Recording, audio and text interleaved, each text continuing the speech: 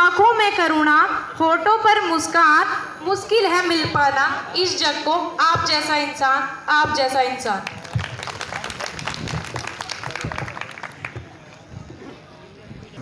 आज के माननीय अध्यक्ष हमारे अग्रज, जिनके सानिध्य में हम सब लोग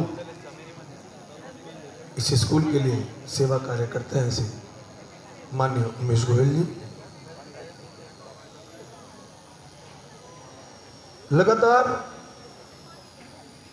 कोई भी कार्यक्रम रहा हो, भोजन की व्यवस्था पूर्ण रूप से कराने में अभी भी वो चिंता कर रहे थे बैठे बैठे कि मैं भोजन देख लूँ, मैं भोजन देख लूँ। मैंने कहा बैठे रहो, भोजन ठीक है, पहले कार्यक्रम देख। ऐसे हमारे बड़े भाई चंद्रमोहन जी गोयल,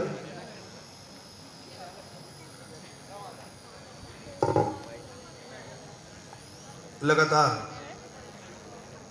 कोई भी अवसर न छोड़ने वाले, हल्का सा निमंत्रण अगर मोबाइल पे भी दे दिया, सदैव आपके बीच में आपको आशीर्वाद देने के लिए उत्सुक रहने वाले आपके पूर्व प्रधानाचार्य मुकेश जी,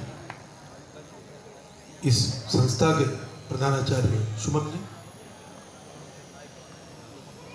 आप सबकी, सब बच्चों के लिए हमेशा तैयार रहने वाले, आपकी फिक्र करने वाले, समय समय पर अगर आपको कोई दिक्कत हो तो मैनेजमेंट को भी इस बात के लिए अवगत कराते हैं।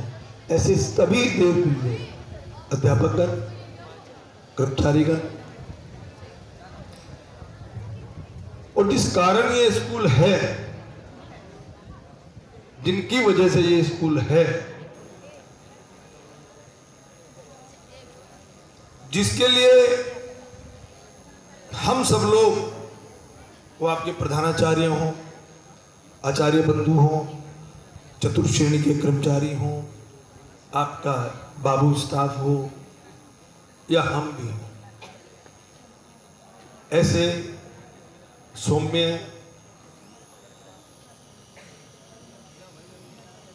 और इस स्कूल की पहचान बनाने वाले सभी छात्र छात्राएं। दो लाइनें हैं, मैं आपको सुनाऊं। कौन कहता है आसमान में छेद नहीं होता, एक पत्थर तो उठाओ यार। इसका मतलब ये नहीं है कि अगर आप पत्थर उठा के मार दोगे तो आसमान में छेद नहीं। इसका अर्थ तो केवल ये है कि आप कोशिश करो, प्रयत्न करो, प्रयास करो। कोई भी काम ऐसा नहीं है जिसको आपने अपने मन में ठान लिया हो और वो पूरा ना हो। एक बात कहना मैं भूल गया, ये मंच जिनकी वजह से चलता है, मंच किनकी वजह से चलता है बताओ? एंकरिंग की वजह से चलता है। मैं उनको आशीर्वाद देना क्षमा चाहता हूँ। ऐसी श्री नफ्जा, दिव्या बिटिया, अलवीरा और ऋषभ नोटिया एक सुंदर संचालन इस मंच का कर रहे हैं, उनको ढेरों ढेर आशीर्वाद। अभी आपके सभी गुरुजनों ने आपको बहुत सारी बातें बताई। अभी एक बिटिया ने अपने गुरुजन का हृदय से आभार व्यक्त किया, अशोक जी का। मैं चाहता हूं आप सब बच्चे, गुरुजन सबके प्रिय हैं, लेकिन कोई ना कोई, इसमें कोई दो राय नहीं है ना, इसमें मैं अपने सभी आचार्य बंधुओं से निवेदन करूंगा, इसमें कोई गलत बात ना समझे। अपने विद्यार्थी काल में एक गुरुजन वास्तविकता में सबसे प्रिय, हमें भी थे, हमें भी रहे और वो आज भी है। जितनी भी कोशिश इस पूरे साल ये गुरुजन आपके लिए करते हैं,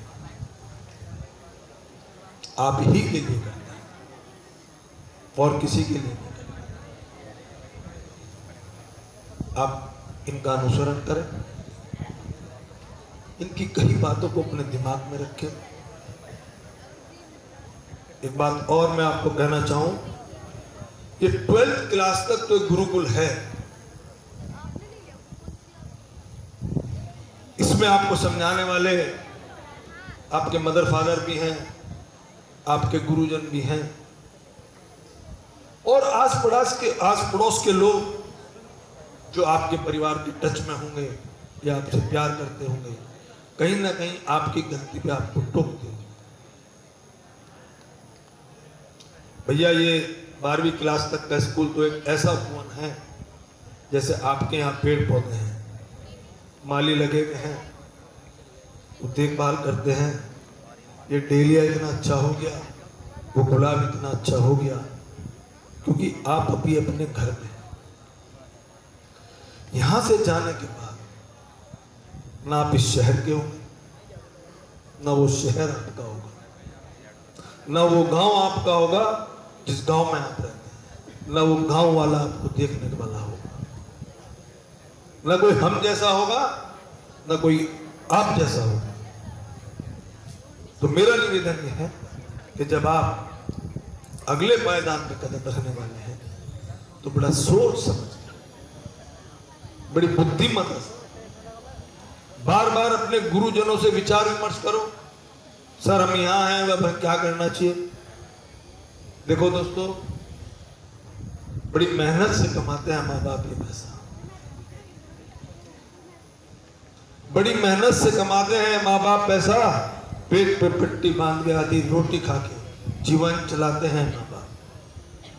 थोड़ा ध्यान रखो, आपकी आज की वो शिक्षा तो रही नहीं कि 50-100 रुपए दे दिए और आपने शिक्षा ग्रहण कर ली।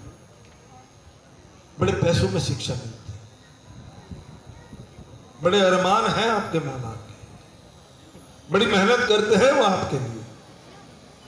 अपने आप साइकिल पे चलते हैं, आपको बाइक दिलाते हैं, नहीं दिलाते हैं? अपने आप खाते हैं, नहीं खाते हैं? आपके टिफिन में सुबह को पूरा टिफिन बना के मां देती है। तो दोस्तों, मेरा आपसे एक निवेदन है कि इन सब बात का आप ध्यान रखो और ईश्वर से कामना के, पहली बात तो ये विदाई समारोह नहीं। जब मैं प्रबंधक बना, इस कार्यक्रम का नाम विदाई समारोह था। उससे मैंने उस टाइम प्रिंसिपल साहब वो थे तो देवबंद वाले, क्या नाम है, अतुल और नंद किशोर जी भी थे। हमने कहा भाई विदाई किससे, इन बच्चों से विदाई क्यों हम लें और क्यों हमको इनको विदाई दें?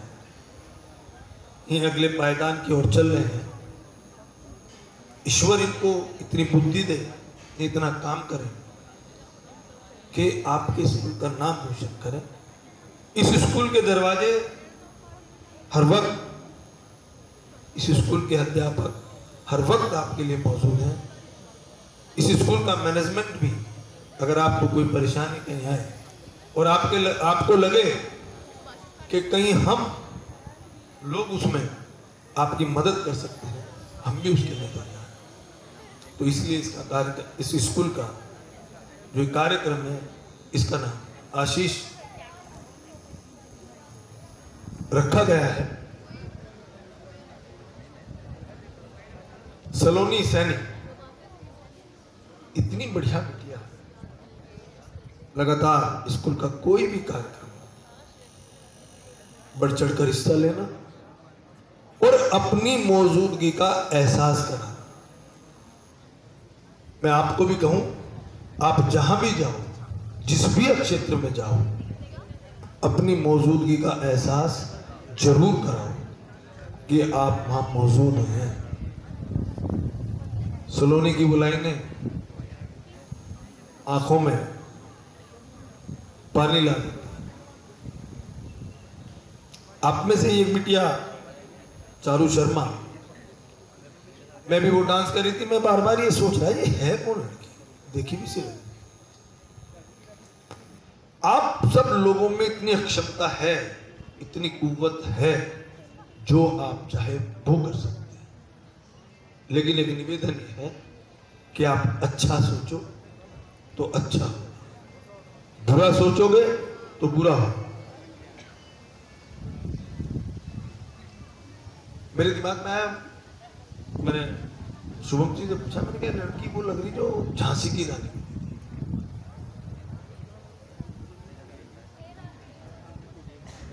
वार्षिक उत्सव वही थी ना। कला किसी की मोहताज नहीं है, कला तो करने से। उस पूरे कार्यक्रम में झांसी की रानी, सारे कार्यक्रम बहुत अच्छे थे, एक से बढ़कर एक थे।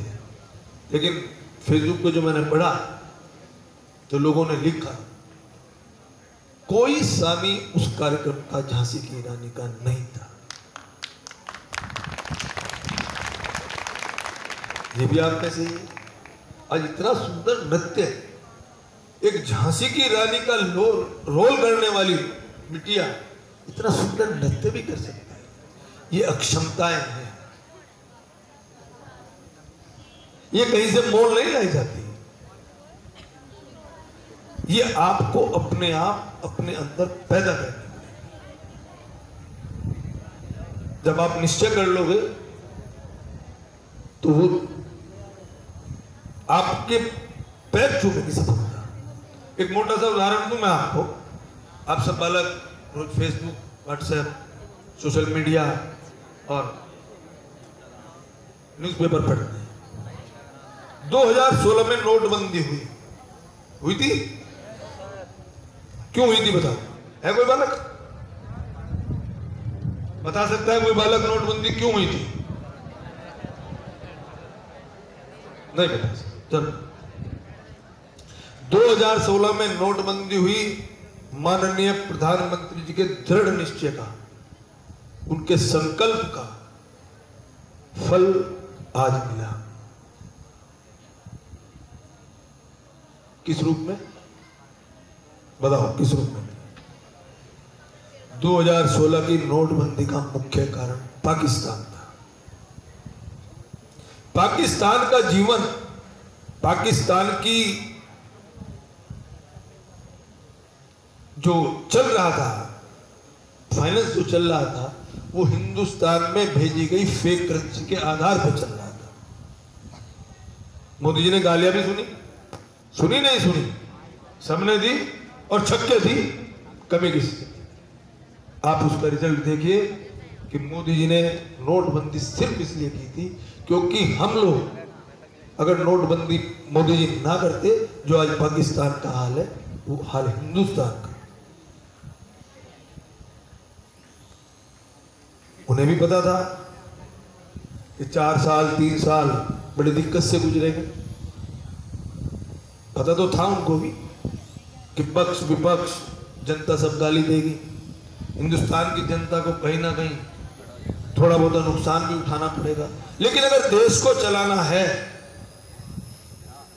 देश को आर्थिक रूप से मजबूत करना है, तो ये काम करना पड़ेगा। उसी का रीजन है कि आज हिंदुस्तान पूरे विश्व पटल पे अपना नाम अंकित कर पाया है और पाकिस्तान को आज की तारीख में आटे के लिए मोहताज कर दिया। यह है दृढ़ निश्चय। कोई कुछ भी कहे, हमने जो सोच लिया हम वो करें। और ज्यादा न बोलते हुए आप सभी 12th के बच्चों को आगामी भविष्य के लिए शुभकामनाएं और ईश्वर से प्रार्थना कि आपने अपने मन में जो सोचा आप उसमें कामयाब हो। और एक 12वीं के बच्चों से निवेदन जो मैं हर बार करता हूं कि अपने 11वीं के भैया बहनों को गाइड करें, उन्हें दिशा दें, ताकि वो भी आप द्वारा किए गए अच्छे कार्यों में, 12वीं अगली साल की भी है, वो भी जाना है, वो आपका अनुसरण करें। एक बात और आज मन से कहूंगा, परसों मेरे पास में ये रोड बन रहा था, तो मैं बाहर खड़ा था, जो बिटिया आई दिव्या है ना इसका नाम, वो आई मेरे पास, बोले अंकल जी हम स्कूल ड्रेस अगर हमें आज के लिए फ्री कर दें